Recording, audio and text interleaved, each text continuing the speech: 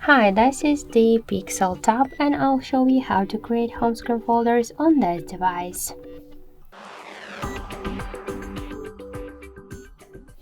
So first we should hold for a while the application and drag this up to another one, and by this way we could see that we just successfully created the new home screen folder. If you wanna rename the folder, you should just open it, tap on the name, and after that just enter the new one. Tap to OK and that's it. To move folder on the screen or between the screens to create a new screens with a folder, you should just hold it and drag it. If you want to remove the application from the folder to the home screen, you should just hold it and drag it to the home screen.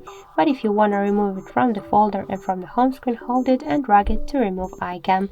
But don't worry, you'll remove it you will remove it only from the home screen, but you'll stay with this application here in the apps menu.